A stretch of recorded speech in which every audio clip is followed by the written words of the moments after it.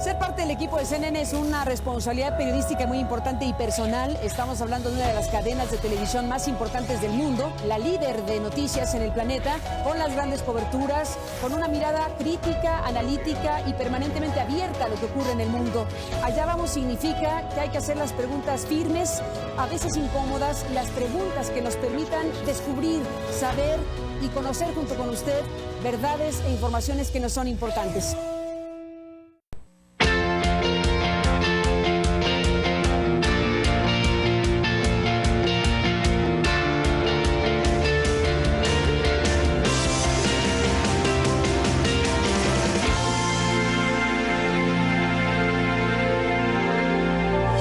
Bienvenidas y bienvenidos, gracias por estar aquí esta noche y gracias a nuestra invitada que aceptó nuestra convocatoria para estar en nuestro estudio de CNN en la Ciudad de México. Arlene Ramírez Uresti es especialista en temas internacionales, investigadora del TEC de Monterrey en el campus Toluca. Y bueno, pues Arlene, bienvenida, gracias por estar aquí. Gracias, Carmen, por la invitación. Gracias por estar aquí para hablar de un tema que, bueno, vuelve a atrapar la atención a nivel internacional con motivo de las recientes declaraciones del presidente de Rusia, Vladimir Putin, que bueno, pues ha dicho este martes que Rusia tendrá que defenderse si está amenazada en momentos en que la OTAN, en que la Organización del Tratado del Atlántico Norte llega a nuestras fronteras, y si alguien nos amenaza, dice, pues estamos dispuestos a defendernos. Ha anunciado que reforzará su arsenal nuclear, y ahí empezamos a oír palabras mayores: arsenal nuclear con más de 40 nuevos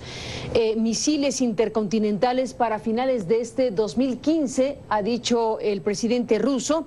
Y bueno, ya la cantidad de reacciones internacionales es bastante notable.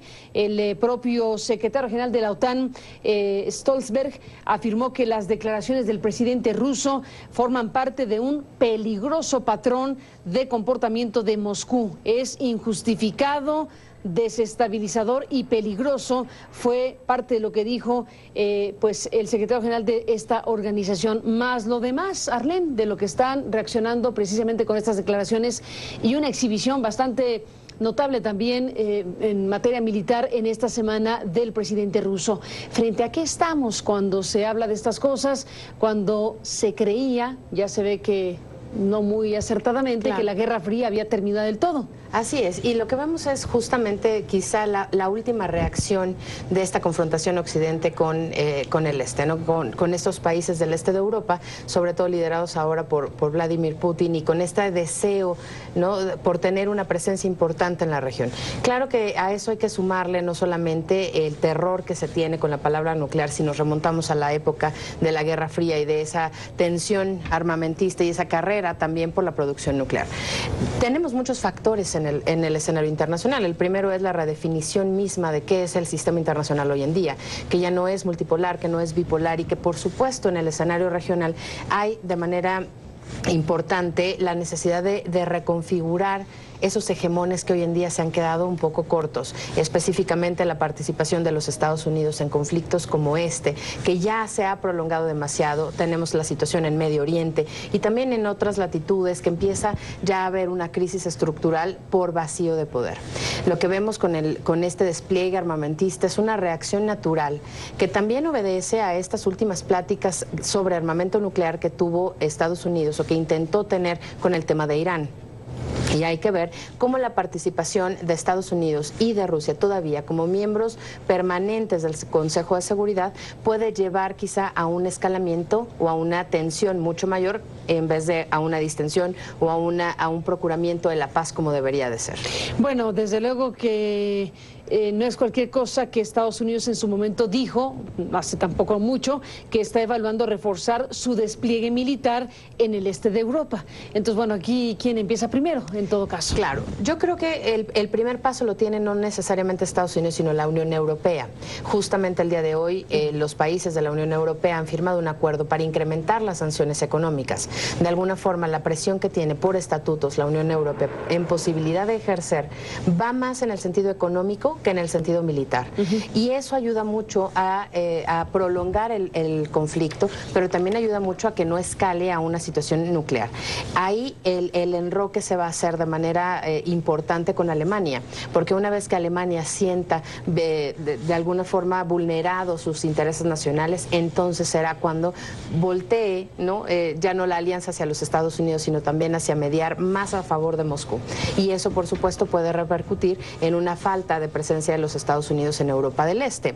Hay que recordar que Crimea es una posición súper importante, no nada más por el tema de las bases militares navales de Rusia y su única salida al mar en el Mar Negro, sino además por el tema energético, el tema de los gasoductos y del gas natural que está todavía poniendo en jaque a la Unión Europea, sobre todo cuando no se ha logrado estabilizar la zona euro, cuando Grecia sigue en pláticas de no pagar la deuda que tiene, y todo eso viene a convulsionar la región y a reconfigurar de manera importante el equilibrio de poder en Europa del Este. Totalmente, los gobiernos, como dices, de la Unión Europea acordaron este miércoles precisamente extender estas sanciones económicas contra Rusia por 6 meses. Así es. Hasta el 31 de enero de 2016, por esta crisis en Ucrania.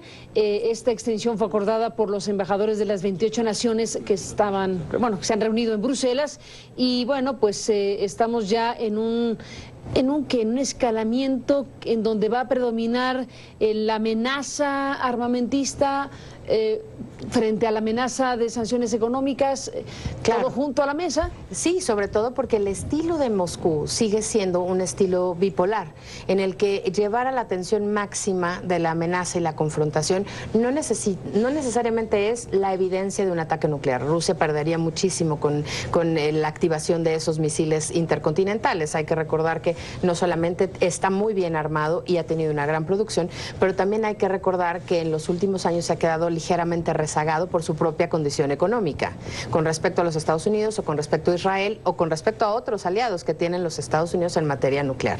Sin embargo, sobre la mesa hay muchas piezas que acomodar, principalmente el tema energético. En segundo lugar está la relación de Rusia con otras naciones del este de Europa y la misma reconfiguración étnica del este de Europa.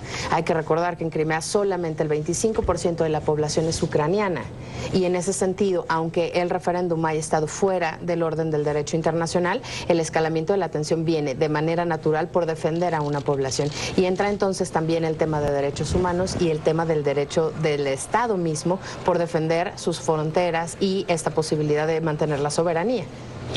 Ahora, ¿cuáles son los escenarios al final de cuentas? Estamos viendo que suben de tono las propias declaraciones, suben de tono las posturas de los que están participando de este escenario. ¿Qué posibilidades hay de desarrollo de las cosas en función de lo que estamos viendo y oyendo y viendo de lejos? Claro, el factor fundamental va a ser la OTAN y la operación y el despliegue que haga OTAN para defender a Ucrania.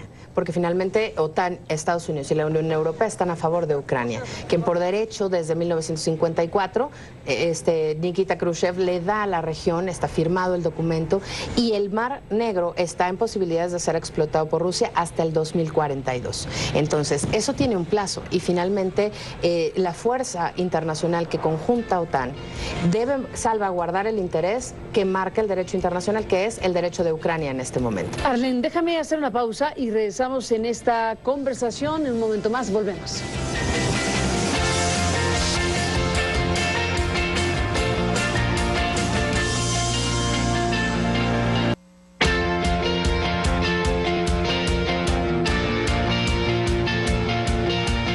Bueno, Arlene Ramírez, déjame retomo el hilo de lo que me estabas contando fuera del aire, estábamos en el corte. Mencionas la palabra Irak. ¿Qué puede pasar con este otro conflicto en Irak y lo que aquí estamos viendo? Bueno, hay que recordar que cuando llega la guerra de Irak, los Estados Unidos, por intentar mantener una hegemonía en el Medio Oriente, meten la variable nuclear. Para que el tema de Ucrania y la relación con Rusia no se convierta o no escale al tema de Irak y que le pudiera costar incluso más a los Estados Unidos, el posicionamiento de política exterior que tiene que hacer el presidente Barack Obama en el inmediato inmediato es fundamental. Estados Unidos depende necesariamente, y los aliados europeos de los Estados Unidos dependen de lo que haga el presidente Barack Obama y de la postura que tome en política exterior con respecto a Rusia en este momento. Hasta este momento no hay una posición clara, hay una posición de la OTAN, pero no hay una posición de los Estados Unidos. Y hay que ver... ¿No deriva una de la otra? No necesariamente, porque ahora la fuerza, la coalición, no es mayoritariamente de los Estados Unidos. Y ese equilibrio que se ha logrado al interior de la OTAN, pues es lo que ha hecho que no estén presentes en todos los conflictos militares armados alrededor del mundo. Ahora lo que vemos es una OTAN mucho más diversa, con países que no necesariamente están tan interesados en invertir a la guerra, pero también con unos Estados Unidos con poco dinero para gastar en una guerra, no como esta, con un presidente que está prácticamente con un pie en las campañas o las precampañas electorales, con un cierre de gestión bastante corto en cuestión de metas y de alcances, y en ese sentido el presidente Barack Obama ha dejado mucho que desear en la participación de los Estados Unidos con respecto al conflicto en Ucrania. Se ha prolongado desde abril del 2014 hasta este momento, cuando era un conflicto que todos los analistas especulaban iba a durar a más tardar a diciembre de 2014. Bueno, pues Arlene, más allá de toda esta explicación geopolítica y de cómo están las cosas en términos generales con el conflicto de Ucrania, con el conflicto de Irak, con todo lo que a la mesa se pone, una pregunta básica que cualquier ciudadano del mundo se haría es, bueno, todo esto conduce a pensar que si es o no factible algún tipo de conflagración en donde lo nuclear pudiera estar presente. Como lo dijiste, el terror que causa la palabra nuclear no es gratuito. Claro. ¿Eso está a la mesa realmente o es balandronería, digámoslo así? Desde luego estamos hablando de cosas serias, ¿no? Pero claro. ¿Estamos en una posibilidad real de una cosa de ese tamaño? Yo creo que sí. Sí estamos ante una posibilidad, no es eminente, pero sí es una posibilidad. Una variable puede faltar o puede sobrar, ¿no? Y eso detona un holocausto y una guerra que puede ser interminable. Lo que sí hay que dejar muy claro es que a Europa la lección de la Segunda Guerra Mundial y la lección nuclear le ha costado mucho y le ha salido muy caro. La factura humana ha sido impagable. Por eso uno lo hace inimaginable ya. Claro. O sea, sin embargo, la humanidad en su conjunto, me imagino, así en términos metafóricos, se preguntará, ¿serán capaces de una cosa así después de lo que ha vivido la humanidad en ese tema? Esperemos que no. Sin embargo, hablando de temas energéticos, lo que puede llegar a ser un país o una sola persona por salvaguardar el bienestar económico y aparentemente el interés nacional de una nación, pues puede ser inimaginable. Ya lo hemos visto en otros momentos históricos. Ahora que está en juego la estabilidad completa de Europa y que depende solo de un país, ese país es lo suficientemente poderoso como para poder poner a temblar a 28 naciones, no nada más por la regulación o el flujo de gas natural, sino también porque de esa regulación y de ese flujo de gas natural depende la estabilización del euro y depende el rumbo de 28 países que en este momento o hasta hace unos años eran uno de los ejemplos más importantes del movimiento de integración económica. Lo que vemos ahora pues es la vulnerabilidad nuevamente de ese sistema internacional que resurge de las cenizas de la Guerra Fría y que no necesariamente ha encontrado en el escenario contemporáneo su mejor explicación. Lo que vemos ahora es que ya no hay quien nos rescate, ya no hay una superpotencia del mundo que llegue y con esa contundencia ponga paz, como a costa de lo que fuera, como era en los tiempos de la Guerra Fría. Sin embargo, vemos estos pequeños liderazgos y lo vemos tanto en el escenario de Moscú como en el escenario de Corea del Norte, por ejemplo. ¿Qué ves ahí? En Corea del Norte vemos un liderazgo que también está buscando una reivindicación, un posicionamiento y que en ese choque con China, que se fue solamente por la parte económica, ¿no? Busca hacer un equilibrio de poder con Rusia. La combinación Corea del Norte, Rusia, por ese puente, digamos, transcontinental, puede ser una combinación bastante letal. ¿Qué tanto le afecta a Vladimir Putin, a Rusia, este anuncio de más sanciones económicas en la circunstancia actual de Rusia? Es muy grave, sobre todo pensando que Rusia no se ha logrado recuperar desde el final de la Guerra Fría a su total potencial y que vemos que sigue teniendo la necesidad de mantener ese hilo, ese cordón umbilical con las ex repúblicas soviéticas. Si Rusia no necesitara en realidad de Crimea o no necesitara en realidad de Ucrania, ya los hubiera dejado que resolvieran su conflicto étnico como fue con Georgia, por ejemplo, y hubiera dejado que fluyera, ¿no?, el conflicto de manera natural y de manera étnica, digamos, no con una situación energética, de recursos, militar y de un escalamiento nuclear. Lo que vemos ahora es que el presidente Vladimir Putin, por supuesto, que necesita allegarse de los ex aliados de la Unión Soviética. Ahí radica entonces el contrapeso que puede hacer Corea del Norte y la importancia de China en este momento. China puede ser el hegemón que se está buscando en la región, que pueda contrapesar tanto a Rusia como a Corea del Norte con un tema mucho más económico, con el peso que le da la balanza comercial y la cantidad de países que dependen del desarrollo económico chino. ¿El foco está puesto en Ucrania? El foco está puesto en Crimea. En Crimea. En Crimea, que es el puente de conexión no nada más militar, sino también energético.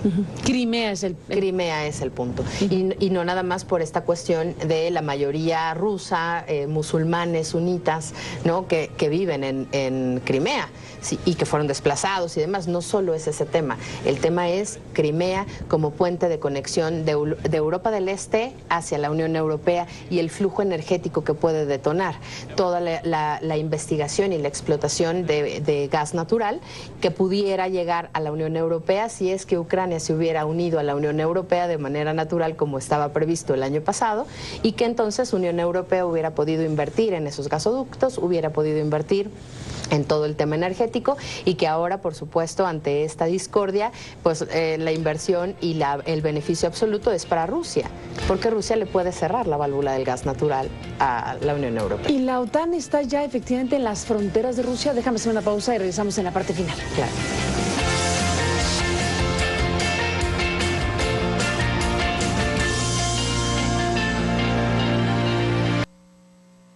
Bueno, entramos en la parte final de esta conversación con Arlene Ramírez Uresti, hablando de Rusia, hablando de la OTAN, hablando de Estados Unidos, hablando del armamentismo, hablando de estos últimos días y horas sobre el tema. Volvemos en un momento más.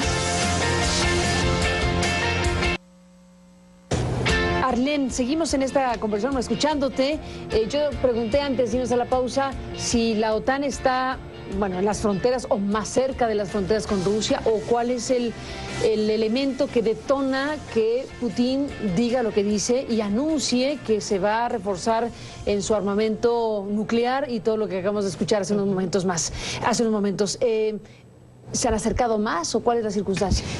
Mira, OTAN nunca ha dejado de patrullar esa zona, y sobre todo desde hace un par de años que Ucrania llamó por estos movimientos separatistas que habían iniciado, y ante la posibilidad del apoyo ruso llamó a las fuerzas internacionales de la OTAN a observar y a salvaguardar el tratado que le da o le confiere el resguardo sobre Crimea.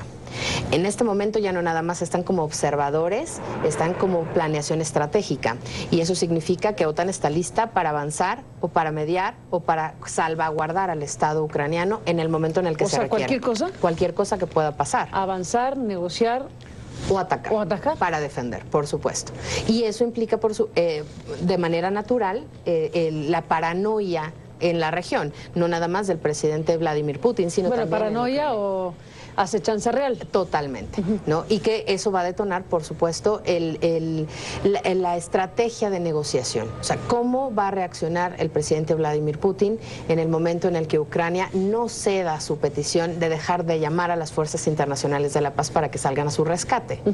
Esa reacción puede ser totalmente... en cualquier escala, inesperada totalmente. Sobre todo si tomamos en cuenta los rasgos de personalidad, el discurso, los pronunciamientos claros del presidente Vladimir Putin para reivindicar esa Rusia prosoviética. Él se ha declarado a sí mismo fan, ¿no?, de Stalin, y un gran seguidor de los principios del Partido Comunista. Y eso no es malo. Lo malo es llevar al extremo toda esta ideología que ya no cabe en este orden internacional posterior a la Segunda Guerra Mundial, con las grandes lecciones que hemos visto en guerras interminables, y eso nos lleva entonces a un referente muy claro. ¿Qué pasa con estados que tienen un problema étnico grave de territorio importante como Israel y Palestina? ¿Y por qué la comunidad internacional no ha logrado solventar o resolver problemas tan graves que le han costado tanto al sistema internacional. Vemos ahora con Ucrania y con Crimea una situación territorial, pero también demográfica, pero también nuclear y también energética, que tiene la combinación perfecta en apariencia para poder llamar a estos grandes hegemones, pero resulta que ahora no tienen la capacidad para entrar. Cuando dices prosoviética, la postura de Vladimir Putin no está en la mesa, no está planteando una reinstauración de la Unión Soviética ni cosa por el estilo. No, está planteando una sociedad de estados exsoviéticos, que es mucho lo que surgió cuando se desmanteló la Unión Soviética después de Mikhail Gorbachev, y surge el primer gobierno de la Comunidad de Estados Independientes, que trató, ¿no?, de jalar los hilos todavía de esas exrepúblicas por cuestiones productivas, por cuestiones económicas, pero que en realidad no iba más allá, no resultó, y ahora Vladimir Putin está intentando negociar nuevamente, no para que regresen a una comunidad de estados, pero sí para que sea una banda, una franja de aliados que le proteja y que ya no se vayan al lado de la Unión Europea, porque hay que recordar que muchas de las exrepúblicas soviéticas le voltearon la espalda a Rusia y se fueron a firmar tratado con la Unión Europea. En situaciones como esta, déjame te pregunto, ¿qué sucede con otros organismos, con otros entes a nivel internacional, digamos la ONU o cosas por el estilo? ¿Cuentan, no cuentan? Cuentan, y cuentan para una preocupación muy grande, y es el que Rusia sigue teniendo un asiento permanente en el Consejo de Seguridad. Y eso entonces le detona a Estados Unidos la alarma más importante de pánico, porque todas las resoluciones que Estados Unidos quiera interponer o quiera promover tienen un veto automático, un freno de mano que le puede aplicar Rusia de manera inmediata. Rusia tiene esa posibilidad, y viceversa, por supuesto. Esto en la Guerra Fría era como si estuvieras tú apuntándome a mí y yo apuntándote a ti, y nunca nos íbamos a disparar porque los dos perdemos. Eso es lo que hace entonces que recordemos los tiempos de la Guerra Fría, no con añoranza, sino con gran preocupación, sobre todo porque ya en este momento los sistemas de información son tan rápidos y tan grandes que podemos ver cómo un escenario nacional se puede convertir en algo global. Y ya no nada más es el tema de involucrar a la sociedad rusa o a la sociedad ucraniana o a la de Crimea, sino ya es toda Europa participando en un movimiento antinuclear ante una inminente escalamiento y tensión que pudiera derivar, esperemos que no, con más sanciones, pero las sanciones económicas ya no están siendo suficientes. Específicamente dentro de Crimea, ¿cómo están las cosas? Crimea es mayoritariamente rusa, prorrusa completamente, el 25% de la población es ucraniana, y esa combinación entre musulmanes sunitas y rusos, ¿no?, separatistas, es lo que ha llamado a tener un gobierno poco representativo, digamos. Y en ese sentido, Crimea pide a Rusia, no pide a la comunidad internacional, ni pide a Ucrania más representación. Rusia interviene en Crimea y entonces se adueña, por decirlo así, de una región que no le correspondía porque esa región estaba como un protectorado ucraniano. La situación ahora ahí es que los perseguidos son los ciudadanos ucranianos que están viendo no solamente que son desplazados y que están asesinados y que han sido coartados de toda libertad, ¿no?, y de todos sus derechos más fundamentales. Crimea es una de las regiones que puede detonar un conflicto étnico de mayor escala. Una guerra que ha costado muchísimas vidas, más de las que se esperaba. Es una guerra que... ¿Hay un aproximado, algún dato aproximado de las vidas? 6 millones de personas en un año. Una locura. Por supuesto, tomando en cuenta soldados de la coalición, gente del gobierno, del movimiento separatista, gente de Ucrania, gente del otro lado de Crimea. Pues Arlene Ramírez Uresti, estaremos siguiendo de cerca todo este panorama que ha incrementado la tensión internacional, sin duda, el escalamiento, digamos, de esta preocupación armamentista y nuclear y todo lo que va involucrado en estas declaraciones últimas y lo que está a la mesa en estos momentos. Gracias por estar aquí para comentarlo. Muchas gracias. Y estaremos en contacto si me lo permites. Con mucho gusto, gracias. Gracias por estar aquí y a usted que nos permitió acompañarle en este programa. Pásela bien, seguiremos en el asunto. Buenas noches y hasta mañana.